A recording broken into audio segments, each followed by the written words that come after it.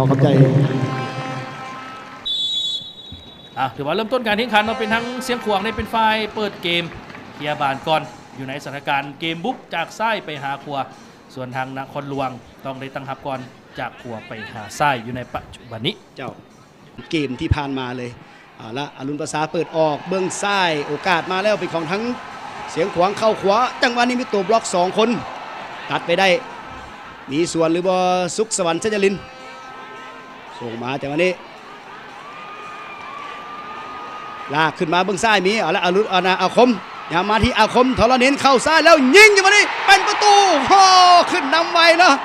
นครหลวงวิจันทร์นั่นก็คือผู้เล่นหมายเลข 9อาคมทรณินเอาแล้วเปิดหัวได้ดี5นาทียิงให้กับนครหลวงออกนำ1ประตูต่อ0โอ้จังหวะนี้บอกเลยว่าการต่อบานนี่คือความเข้าใจกันของนักเตะในทีมของนครหลวงที่พวกเขาเห็นการพัฒนาจากตั้งแต่ในนัดเปิดสนามจนมาฮอดในนัดนี้และในมื้อนี้ก็โอกาสยิงเฮ็ดจนได้เนาะทั้งอาคมทรณินจังหวะโอกาสข้างทำอิฐส่งบานเข้าก้นประตูไปนครหลวงออกนำไปแล้ว1ประตูต่อ0ถือว่าได้เก็บตกในแถว2เนาะเป็นบานของทั้งสุวรรณวิไลยุทธวงศ์นี่พาบานขึ้นมาแล้วมาเล่น 1-2 ให้ครับทั้งคมทรณินเบิ่งภาพซ่านี่จังว่าพาบานขึ้นมาเคาะกันง่ายๆแล้วกลับมาหาทีคมอีกบาทหนึ่งคมกับล็อกนี่แต่ว่านี่กองหลังแอลฮักแล้วก็ยิงหนีมือสุริวัลเข้าประตูไปนครหลวง1เสียงขวาง0แล้วตอนนี้ท่านผู้ชมถือว่าเปิดฉากมา6นาทีเท่านั้นเสียงขวางอยู่ในสถานการณ์ตามหลัง0ประตูต่อ1ลากบานเข้ามาแล้วโอกาสเข้าไส้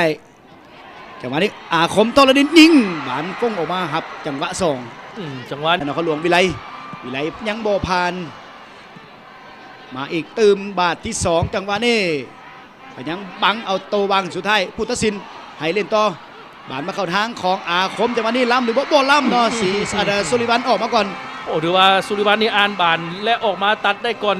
2ของนครหลวงเบิ่งจังหวะนี้ก่อนวิไลกุหลัง4พยายามจะเข้ามาต่อยังไปได้อยู่ด่านสุดท้ายส่งมาบ่ผ่านจังหวะนี้เกือบไปเนาะ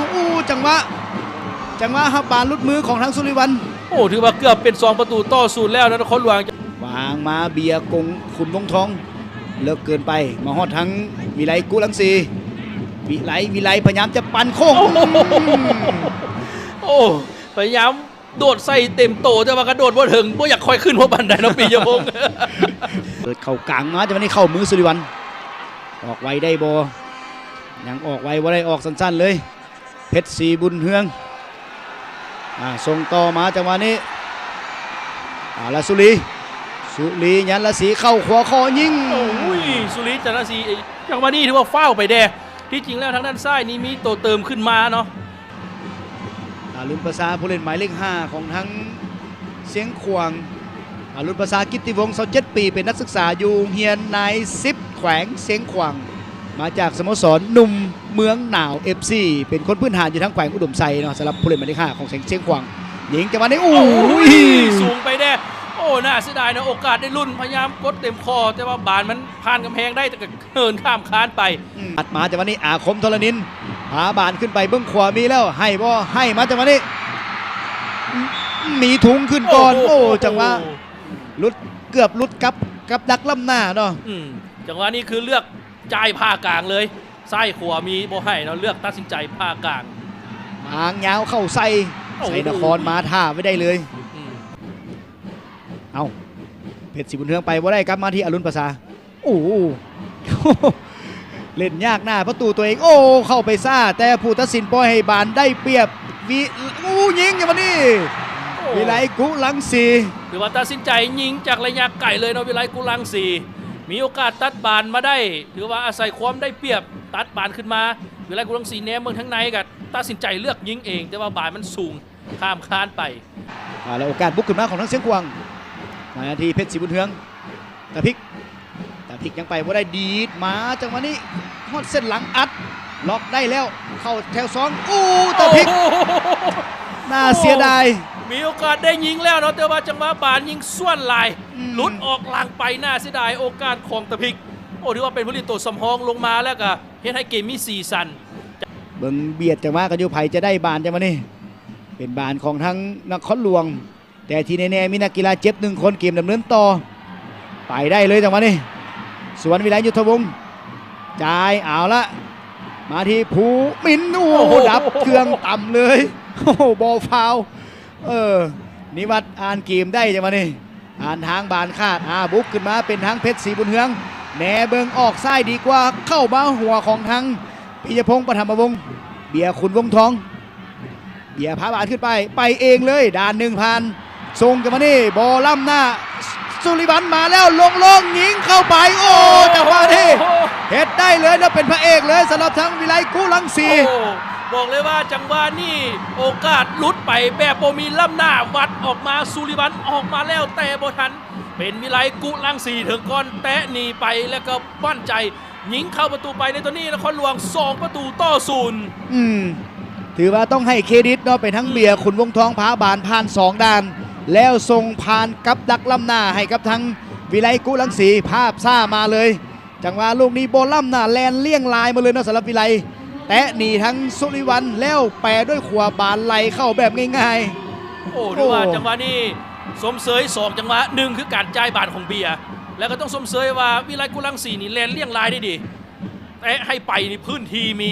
สุริวัลพยายามออกแล้วแต่ว่าโบทันอิลีเอาในตัวนี้ตามเกมของนครหลวงพยายามเล่นเกมครับอาศัยความสามารถเฉพาะตัวและได้ประตู2 ประตูต่อ 0ในตอนนี้โอ้โหใส่ปัญญาเล่นเปิดออกข้างเตะเปิดเข้ามาข้างในอยากได้อยู่จังหวะนี้ฮอดเส้นหลังแล้วสุดท้ายบานออกไปแล้วเนาะมีทุงเกิดขึ้นก่อนโอ้จังหวะนี้ได้ลุดไปสุดเส้น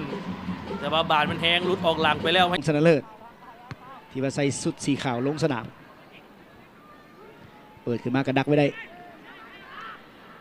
เบิ่งว่าจะวัดกันลูกยาวหรือว่าเตะเปิดขึ้นไปบังไว้ได้นอตพิกจังหวะนี้ผู้ตัดสินให้เป็นบานได้เปรียบสุรียันละสีตัดในยังบ่ผ่านปิยพงศ์แต่ตอนนี้นักเตะของทั้งเสียงขวางเก็บอยู่1 คนสุดท้ายมาต้องเหลืองก่อน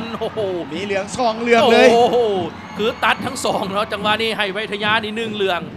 ต้องเบิ่งว่าอีก1เหลืองนี่เป็นของไผ1เหลืองนี่เป็นเพชรศรีบุญเฮืองตัดเกมทั้งเพชรศรีบุญเฮืองเอาคือว่าใบเหลืองนี่ออกพร้อมกัน2 ใบ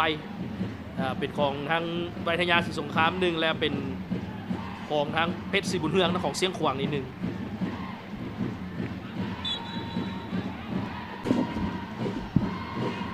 แก้วมาได้ทางด้านหน้ามีเตะอ้อมไปโอ้ย4 ต่อ 2ไล่ขึ้นมาทางด้านในมีโลธาแต่มาถึงเปลี่ยนแล้วบานพุทธศิลป์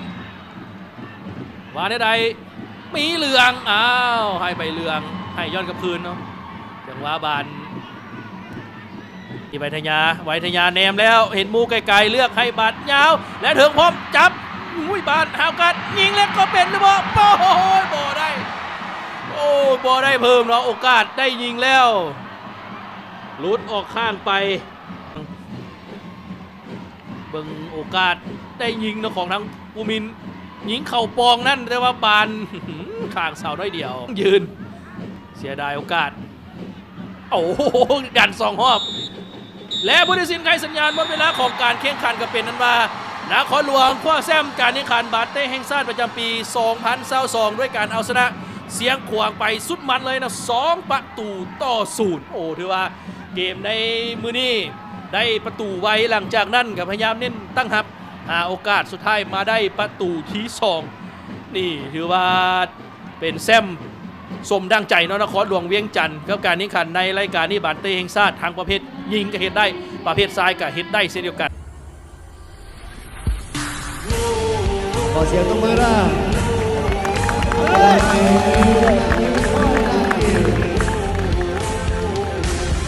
พิธีการก็ได้พิธีสำคัญของพวกเขา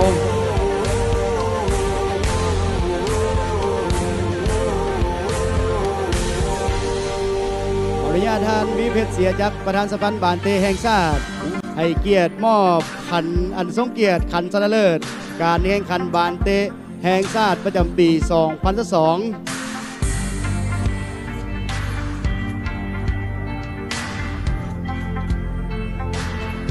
สำหรับการแข่งขันบานเตะแห่งชาติประจำปี 2022 ในครั้งนี้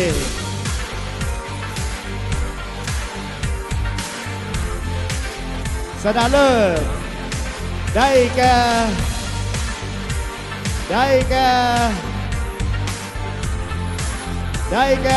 นครหลวงเวียงจั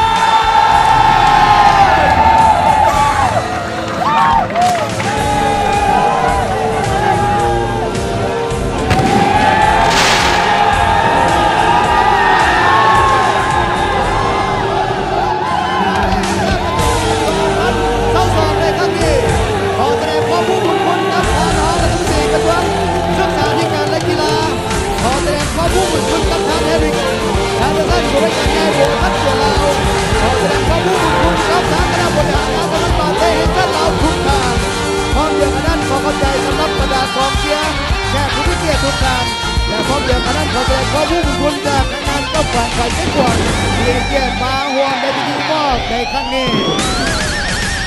ถือว่าการแข่งขันในครั้งนี้จบลงด้วยบรรยากาศที่เบิกบานซื่นและเต็มไปด้วยความหมายของการแข่งขันอีกครั้งหนึงแล้วกันขอเสียงดังๆให้กับนครหลวงเวียงจันทร์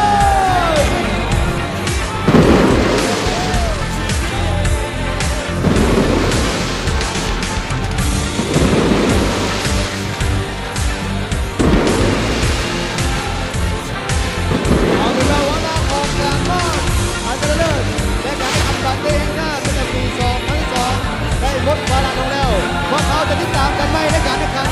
บาเต้แห่งชาติประจำปี 2023 ในปีหน้าซึ่งวันในวันนี้ข้าพเจ้าพลบอลขอแสดงความ